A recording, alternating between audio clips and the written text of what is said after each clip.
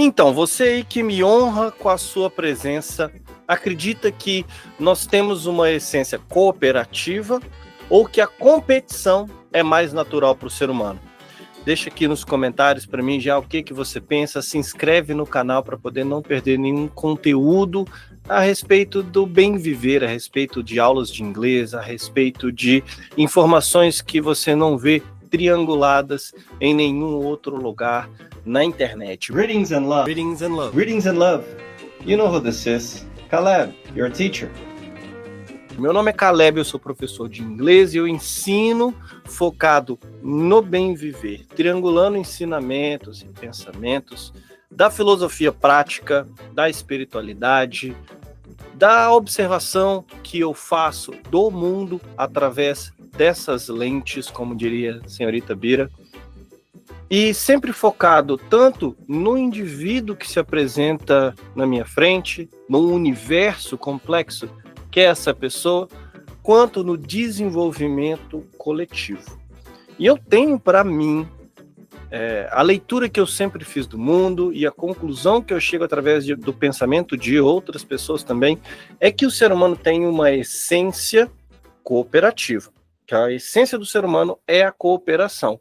E a própria natureza me fala, me confirma isso todos os dias. Quando eu observo, por exemplo, a nossa biologia, os nossos órgãos, nossas células e os nossos átomos, as substâncias subatômicas, todos eles, se não houvesse cooperação entre eles, a vida não seria possível. Como disse o próprio Siddhartha Ribeiro, a vida não seria possível sem a cooperação desses entes que colaboram para a vida. Quando eu observo a natureza, né, as matas e os animais, existe um complexo e intrincado formato de cooperação ali, e o próprio Siddhartha Ribeiro chama isso de equação cujo resultado é zero. Né? Existe um equilíbrio perfeito. E antes achava-se muito que da competição na natureza, falava-se muito, né, da competição, que a natureza é uma grande competição, porém hoje já existem elementos, pesquisas suficientes, é muito fácil encontrar essa informação na internet, de que existe uma democracia dentro dos animais. Então, quando vemos um grande bando, e se o bando vai para a esquerda ou para a direita, isso decide-se sob votação. E mesmo que o líder decida uma coisa, a maioria sempre vai vencer, ou a lógica principal sempre vai prevalecer. E a história das competições, para falar um pouco sobre essa ideologia, sobre esse pensamento, inclusive, segundo esse excelente livro aqui, que é A História Universal, escrito pelo H.G. Wells, que é um escritor de ficção, porém fez uma grande e vasta pesquisa, e esse é só o primeiro volume da coleção de livros, e fez essa grande pesquisa para poder trazer para nós esse conhecimento. Pouco mais de 100 anos atrás ele escreveu esse livro, e eu gosto de ler livros antigos, pesquisas antigas, porque traz para nós uma perspectiva de mundo, uma visão por um ângulo que nós somos incapazes de ver hoje. É como se fosse realmente um outro universo. E nesse livro, ele traz para nós a possível história das competições, como tendo iniciado a semente que veio a ser isso, muito antes de si, né? Lá quando se inicia civilizações, tanto a civilização sedentária, a civilização que vive em grandes concentrações urbanas, quanto as civilizações nômades, né? Lá os pré-nômades, né? Os nômades primitivos, muito antes dos povos nômades que vieram a existir tempos depois. E essas duas civilizações se deu de forma simultânea e interligada. Existiam algumas regiões no mundo que eram abençoadas pela natureza, né, tendo sol constante, tendo grande volume de água, né, água abundante, e tendo vazões e retrocessos, né, os rios, eles tinham as suas enchentes e eles retrocediam ao seu leito principal, mas não existia seca. Então existia esse clima perene, o ano inteiro era o mesmo clima. Em destaque, existem dois lugares assim, a região do Egito, onde hoje é o Egito, e a região da Mesopotâmia. Acredita-se, né, esse livro sugere que as mulheres teriam descoberto por acaso a agricultura, porque os homens sempre eram responsáveis pela caça e as mulheres é que ficavam em casa cuidando desses outros afazeres. E provavelmente se alimentavam mais de hortaliças e descobriram que se você joga o resto de uma hortaliça no chão, ali nasce da mesma espécie que você consumiu. E elas provavelmente descobriram isso ao passar por antigos acampamentos.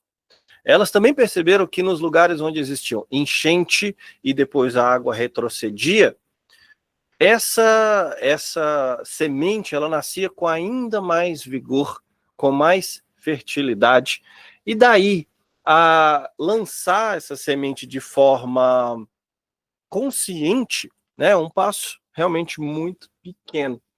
O livro sugere também que isso pode ter sido parte de algum tipo de ritual a algum deus desta época, né? O fato de você enfiar a semente na terra e depois aplanar a terra por cima dessa semente. Nessas terras alagadas, né, que eram mais propícias ao plantio, também existia uma espécie, tanto no Egito quanto na Mesopotâmia, uma espécie de argila muito boa, tanto para fazer tijolos, né, para erguer paredes, quanto para fazer utensílios domésticos. Então, para Elliot Smith, a civilização como a gente conhece, a civilização sedentária, inicia-se no Egito, né? Nesse sentido que a gente entende, inicia-se no Egito, e ela teria nascido junto com a irrigação, né? O plantio constante de alimentos, a agricultura, nasce junto com a tecnologia da irrigação. E a civilização, para ser uma civilização, né, a gente precisa de ter alguns elementos, como áreas continuamente habitadas, né, com culturas de plantio de alimentos, com domesticação e dominação de determinados animais, tanto para carne, ovos, leite, concentração de pessoas nessa mesma região, que habitavam, né, que tinham as suas habitações construídas de forma mais rígida, mais firme, mais forte, mais permanente, ficando, portanto, a salvo tanto de animais perigosos que antes habitavam todas as regiões do planeta, quanto de possíveis inimigos. E a paz, ela passa a ser uma constante tão grande, tão contundente nesses lugares, que, pasmem, essas pessoas já podiam andar desarmadas. Isso era uma coisa impensável, até pouco tempo antes, né? Você imagina. Ao mesmo tempo em que nós temos o nascer, o florescer dessa civilização mais pacífica, que provavelmente era mais dada ao conhecimento, né, à filosofia, ao debate, às artes, provavelmente tudo isso se desenvolve grandemente nessa época, nesses locais. As sociedades primitivas, né, dos nômades primitivos, dos pré-nômades, também se desenvolvia na mesma época, porém, em locais onde não era possível o plantio com tanta facilidade, como lugares muito frios, ou de floresta muito densa, ou ainda lugares onde tinha uma natureza muito hostil, onde as intempéries eram muito constantes. E, ao contrário da gente da cidade, que tinha uma vida regular, com refeições, com horários, né, com a vida mais previsível, com alimentação à base de cereais, principalmente, os nômades tinham uma vida mais livre, mais perigosa, a alimentação à base de leite, do escasso rebanho que eles conseguiam carregar consigo para onde iam. E também a vida deles era mais conturbada, né, com mais batalhas, com constantes guerras, disputas, tanto por território, quanto disputas de clãs diferentes. E muitas dessas disputas, talvez até a maioria dessas disputas, eram tentando invadir essas cidades e usufruir das riquezas dessas cidades, tomar para si as riquezas dessas cidades, tanto riquezas materiais quanto alimentos, provisões.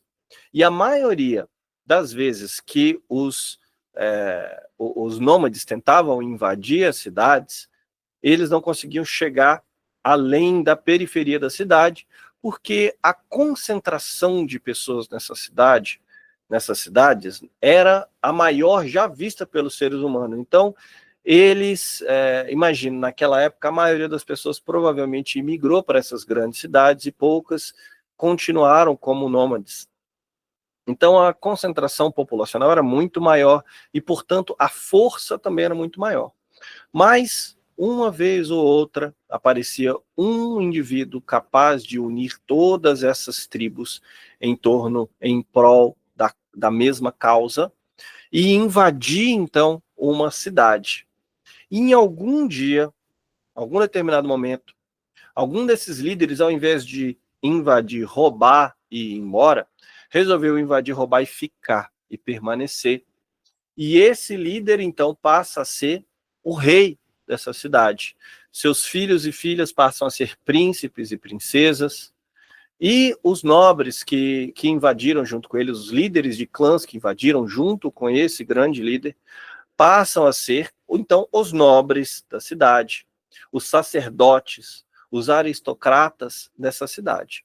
Os antigos moradores passam a ser servos e escravos, e passa a imperar uma ideologia de raça inferior e raça superior, sendo que a raça inferior era excluída das graças do Deus, e as raças superiores, a hierarquia social, as pessoas que estavam no topo dessa hierarquia social, estavam lá porque foram colocadas por esse próprio Deus, e eram talvez até a manifestação viva desse Deus.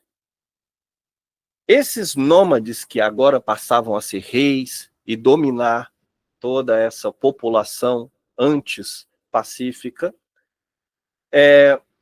eles se hibridizam de certa forma, né? Eles aprendem os costumes, né? Eles hibridizam as religiões, eles aprendem os refinamentos, a arte, né? Todas as formas de vida que já existiam nesses lugares. Porém, eles não perdem por completo, eles não se desvencilham por completo da identidade que eles tinham como nômades. E algumas coisas que permanecem são, por exemplo, a caça, que porém agora é uma caça esportiva, e determinados tipos de disputas, né, como corridas, como disputas de arco e flecha, disputas de espada, disputas de força. E isso tem tanto o sentido de manter viva a chama da guerra, quanto de manter os guerreiros sempre afiados, né? Sempre treinados. E eles davam vazão a esse gosto constantemente. Ou seja, qual que é a conclusão que a gente tira daqui? Que as competições são uma forma de guerra menos letais. Mas não é sobre essa manifestação das competições que eu quero chamar a nossa atenção nesse momento. Eu quero levar a nossa atenção para a ideia, para a causa, para a origem da ideologia da competição, e não para as competições. Para a ideologia da competição e para as consequências da competição. A gente sabe que na Roma antiga, a estratégia era dividir para conquistar. E a gente sabe que a competição depende de uma fragmentação social, né? Porque a gente não é possível pensar numa competição em que exista um só time, em que exista uma só equipe, em que todos sejam o mesmo competidor. É impossível. né? Então precisa existir no mínimo 2 grupos para que exista uma competição. Isso acaba criando uma hierarquia que também resulta em valores diferentes para a vida das pessoas. Então, a vida dos que estão no topo, dos vencedores, vale muito mais do que a vida dos perdedores, que estão na base. Cria-se essa hierarquia social. Para que exista, né, o resultado da competição, são campeões e perdedores. A fragmentação é um método tanto de fragilização quanto de dominação social. Agora imagina um mundo onde todo mundo tem valor igual, né? Todas as vidas têm o mesmo valor. Onde todo mundo utiliza os seus tesouros, né, o seu intelecto, o seu tempo, a sua força física, em prol do coletivo, e que todo coletivo também se beneficia, também colhem os frutos desse esforço. E um lugar onde é claro, onde esteja claro que o objetivo que a gente compartilha, o objetivo de vida, o sentido da vida, que é comum a todos nós, é o servir e o desenvolver. Imagina como seria a vida nesse lugar. Deixa aqui para mim nos comentários o que você acha, como que seria a vida nesse lugar. E eu fico honrado em poder compartilhar com você e poder contribuir com o seu desenvolvimento, mesmo que seja de forma ínfima. E mais ainda, eu fico honrado em poder compartilhar e servir aos meus alunos, pois lá eu consigo fazer isso de forma mais contundente.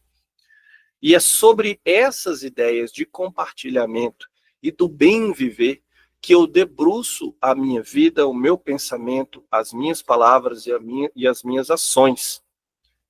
Então, eu sou muito grato aos meus alunos e caso você queira estar entre esses alunos e aprender inglês dessa forma, de uma forma profunda, trazendo sempre uma reflexão para que o inglês, para que o aprendizado de inglês não seja apenas feito de uma forma com excelência técnica. Não apenas a excelência técnica, mas também um aprofundamento da vida em direção ao entendimento do que é o bem viver. Se você quer aprender inglês dessa forma, se é isso que você quer para você, entre em contato comigo. Aqui vão ficar as minhas redes sociais. E, sobretudo, speak from the heart.